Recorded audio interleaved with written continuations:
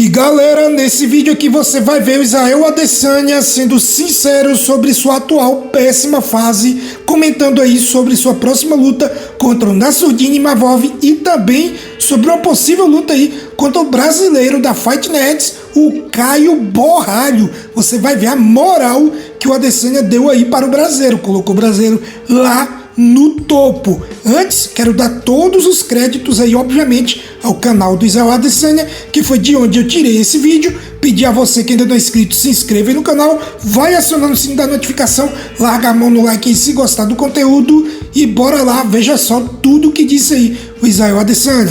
Is it difficult for you to get up and train for a guy like Nassourdine? Nah. Why not? It's not about him, it's about me and just improving and really showing what I can really do in the full range of mixed martial arts. Yeah, the last two opponents, it was personal in a way because they try to attack my character. I'm so far removed from it now. I'm like, bro, you don't even know me. And you can spread lies or say whatever you want to, about me, but you just don't take it personally. You're just like, okay, like it's a fight. We're gonna go in there and fight.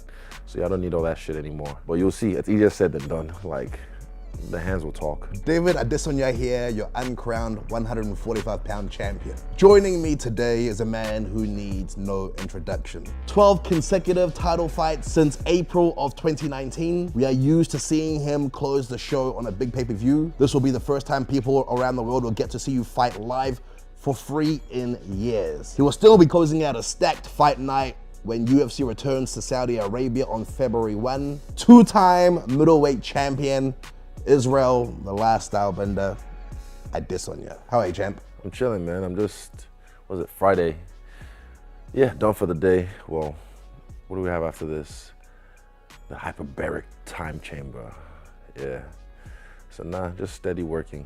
You came off a 1-year break from the sport, took a break to rest mind and body after, crazy activity. You came back to fight Drykers. The performance was great, but fight didn't go our way. You've had more time to process it all now. Does that loss sting as much as, some of your others? Nah, no. How come? Just because I did my best and I was, in pretty good shape. Felt great. But there's always room for improvement, which we've done now. But yeah, hindsight. Something you just said at the start of this camp, you said, if you had come into the camp like this, you wouldn't have lost that fight. I was like, huh? He's like, yeah, I guarantee you. I was like, bet. So I just noted that down. But it was like the Drickus fight, I was in great shape. I fucking felt strong. But yeah, definitely room for improvement. And we've made those improvements. You've booked your next bout. By the time you get into the octagon, it'll be 5 months since the last fight. Yeah, it's not bad. Is this the level of activity fans can expect from you moving forward? At the moment, yeah.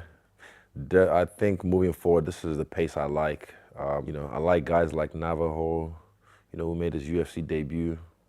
Did the Contender Series, and then boom, almost immediately fighting again in how many weeks? And before that, they fought actively as well, like 4 fights in, I think this year already, before the UFC fights. So yeah, when you make your debut or you hit the UFC, you want to stay active. So I did that.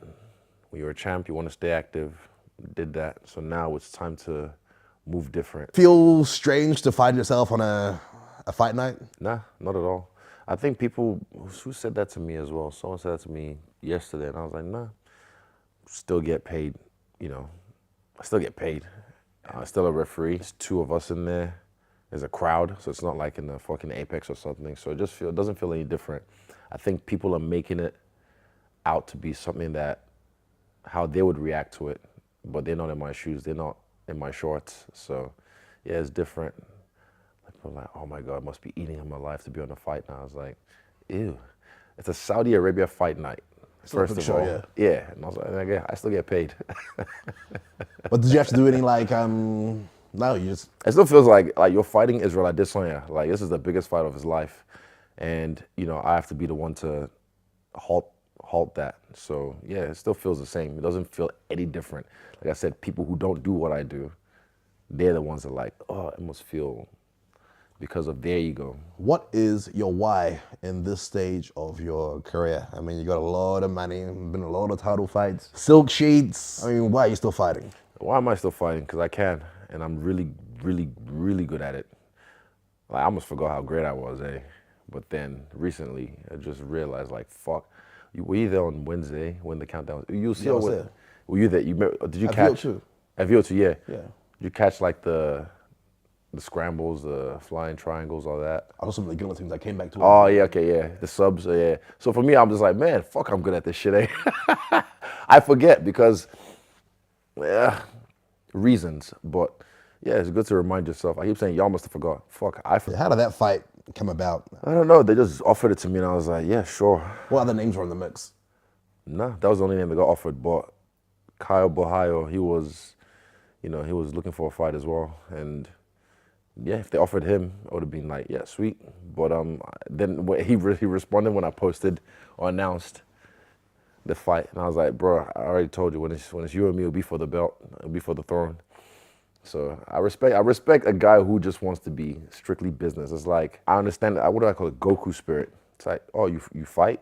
How good are you? All right, bet, let's see. Yeah, so I respect that. But the MMA fight came about, and yeah, we're here. Tá aí Israel Adesanya falando sobre sua próxima luta contra Nassourdine Imavov, que vai ser num Fight Night na Arábia. Ele que está acostumado a sempre estrelar os grandes cards numerados aí do UFC, e essa é sua nova fase, agora que ele vem aí de 3 derrotas nas suas últimas 4 lutas. Ele perdeu para lutadores como Shea Strickland e Dricus du Plessis, coisa que ninguém imaginava que pudesse acontecer. Mas uma coisa que eu percebi aí no Adesanya é que ele está bastante tranquilo em relação a essa sua péssima fase. Parece que ganhar do Alex POATAN meio que tirou um peso de suas costas, mas além do peso também tirou a sua fome de campeão. De lá para cá nós não vimos ele treinar tanto como antes. Ele simplesmente subestimou o Strickland. Quem viu a luta sabe disso, e depois que começou a levar um atraso, não conseguiu mais se reconectar. Parece que ele não tá mais nem aí. Ele queria vencer o POATAN, ele fez isso, a carreira dele acabou. Na minha opinião, inclusive, ele deveria ter se aposentado ali, porque ali morreu toda a sua fome. A fome que ele tinha, ele matou naquele momento, e depois o que vimos foi um Adesanya desinteressado, um Adesanya que não leva a sério aí os seus adversários da maneira como deve ser.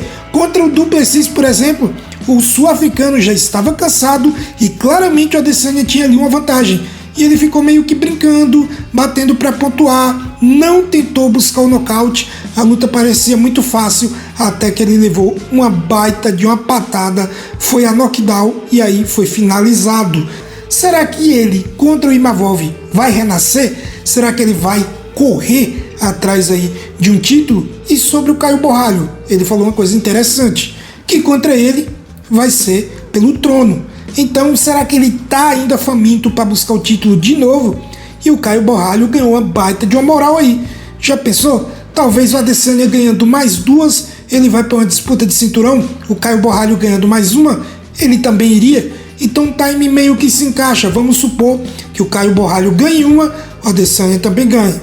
Aí o Caio Borralho já vai para uma disputa de cinturão e vira campeão. O Adesanya ganha mais uma no mesmo momento e ganha mais uma chance pelo título, e aí o time encaixa certinho para que os dois se enfrentem. Você acha que isso vai acontecer? E se acontecer, quem seria o favorito aí? Caio Borralho da Fight Nerds ou o Israel Adesanya, segundo maior peso médio de todos os tempos? Coloque aí no campo de comentários, se inscreva se ainda não for inscrito, vai deixando o like se gostou do conteúdo. Tamo junto, valeu e até mais.